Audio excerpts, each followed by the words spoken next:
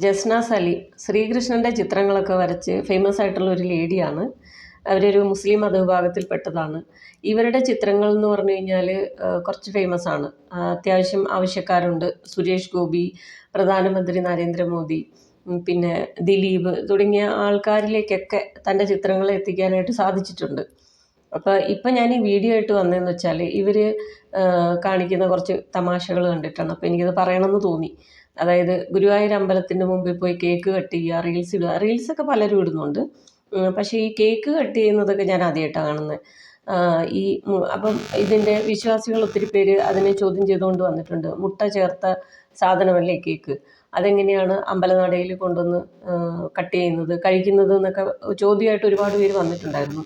അപ്പം ഇവർ പറയുന്നത് അതിനകത്ത് കേക്ക് ചേർത്തിട്ടില്ല എന്ന്. കേക്ക് കട്ട് ചെയ്തത് ജസ്നയുടെ ബർത്ത്ഡേയുടെ ഒന്നാണ് ഗുരുവായൂർ അമ്പലത്തിൽ പോയി കേക്കെല്ലാം കട്ട് ചെയ്തത്.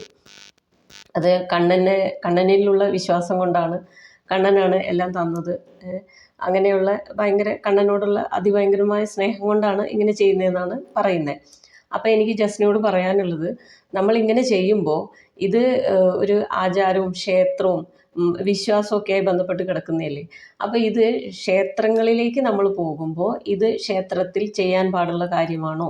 ക്ഷേത്രത്തിൽ നമ്മൾ പാലിക്കേണ്ട ചില മര്യാദകളൊക്കെ ഉണ്ട്, ചിട്ടകളുണ്ട്. അപ്പോൾ അതൊക്കെ എന്തൊക്കെയാണെന്നൊന്ന് മനസ്സിലാക്കുക. പ്രത്യേകിച്ച് നിങ്ങൾ അന്യ മതത്തിൽപ്പെട്ട ഒരാളാണ്. അപ്പം വീട്ടിലൊന്നും ഇതാരും പറഞ്ഞു കേൾക്കാൻ യാതൊരു സാധ്യതയില്ല. അങ്ങനെയാകുമ്പോൾ നിങ്ങൾ തന്നെ അതിനെക്കുറിച്ചൊക്കെ അന്വേഷിച്ച് അമ്പലങ്ങളിൽ പാലിക്കേണ്ടത് എന്തൊക്കെയാണ്, നമ്മൾ എന്തൊക്കെ ആചാരങ്ങളാണ് ചെയ്യേണ്ടത്, ക്ഷേത്രങ്ങളിലേക്ക് പോകുമ്പോൾ കുളിച്ച് ശുദ്ധിയായിരിക്കണം, നോൺ കഴിക്കാൻ പാടില്ല, അങ്ങനെ ഒരുപാട് കാര്യങ്ങൾ നമ്മൾ ഫോളോ ചെയ്യാനുണ്ട്.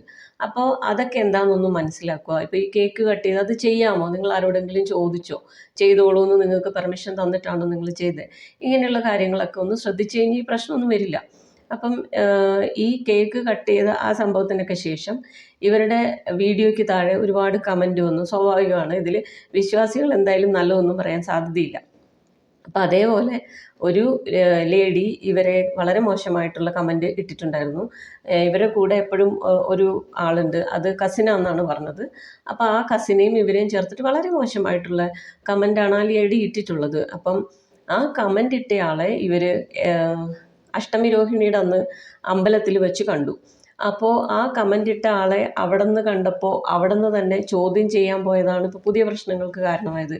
അപ്പോൾ അത് എന്താ സംഭവിച്ചതെന്ന് ഞാനിവിടെ ഇടാം.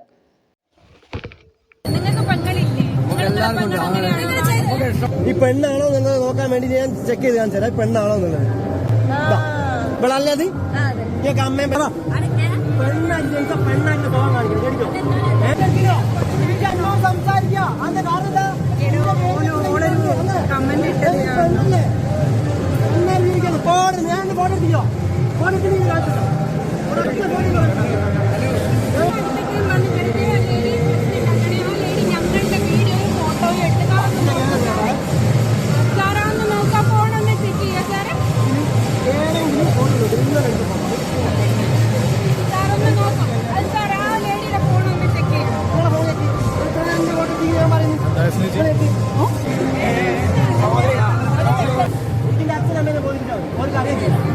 എന്റെ ഞാനാടാ പെണ്ണാണല്ലോ, പെണ്ണ് മാർഗത്തിൽ പറയിപ്പിക്കാനായിട്ട്.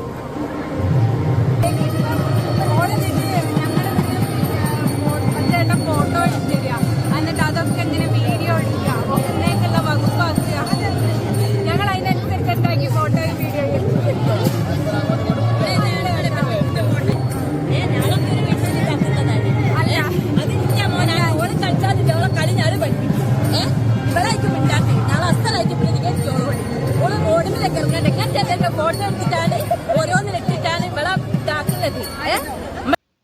ഇതാണ് അവിടെ ഉണ്ടായത്. അപ്പോൾ ഇതിൽ നിങ്ങൾ ആ കമൻ്റ് ഇട്ട ലേഡിയോട് നിങ്ങൾക്ക് ചോദിക്കാം. കാരണം മോശമായ കമൻ്റ് ഇട്ടതിന് നിങ്ങൾക്ക് ചോദ്യം ചെയ്യാവുന്നതാണ്. പക്ഷെ ചോദ്യം ചെയ്യേണ്ടത് അമ്പലനടയിൽ നിന്നിട്ടല്ല. ഇവർ തൊഴുതിറങ്ങി കഴിയുമ്പോൾ പുറത്തേക്ക് ഇറങ്ങുമ്പോൾ അവിടുന്ന് ചോദിക്കായിരുന്നു. ഇപ്പോൾ ഈ അമ്പലനടയിൽ തന്നെ നിന്നിട്ട് ഇതേപോലത്തെ സീൻ ക്രിയേറ്റ് ചെയ്തത് കൊണ്ടല്ലേ ബാക്കി പ്രശ്നങ്ങൾ വന്നത്. ഇപ്പോൾ ആ കമൻ്റ് ഇട്ട ലേഡിയുടെ കൂടെ അവിടെ നിന്ന് കുറച്ച് പേരും കൂടി ചേർന്നിരുന്നെങ്കിൽ എന്താകുമായിരുന്നു സിറ്റുവേഷൻ? അവർ ഒരു ഭാഗം പറയുന്നു, നിങ്ങളൊരു ഭാഗം പറയുന്നു, അത് പിന്നെ ഉന്തും തള്ളും പോലെ ആവുകയോ കയ്യേറ്റം ചെയ്യലിലേക്ക് മാറുകയൊക്കെ ചെയ്താൽ എന്ത് ചെയ്യും?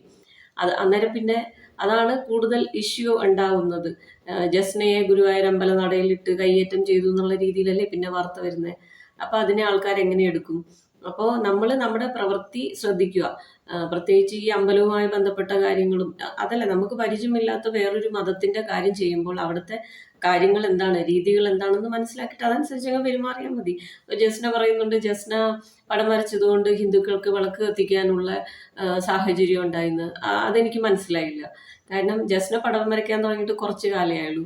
ഈ കൃഷ്ണനും ഹിന്ദുക്കളും വിളക്ക് കത്തിക്കലൊക്കെ എത്രയോ കാലം കൊണ്ട് നിലനിൽക്കുന്ന ഒരു കാര്യമാണ്. അപ്പോൾ ഈ ഇങ്ങനെയുള്ളതൊന്നും പറയേണ്ട കാര്യമൊന്നുമില്ലെന്നേ. നിങ്ങൾ പടം വരയ്ക്കൂ, വിൽക്കൂ, നിങ്ങളുടെ കാര്യങ്ങൾ എന്താണെന്ന് വെച്ചാൽ മുന്നോട്ട് ചെയ്തോ, അതിലൊന്നും ഒരു പ്രശ്നമൊന്നുമില്ല. പക്ഷെ ഇങ്ങനെയുള്ള മതവികാരങ്ങളെ വ്രണപ്പെടുത്താതെ ശ്രദ്ധിച്ചൊക്കെ മുന്നോട്ട് പോകും.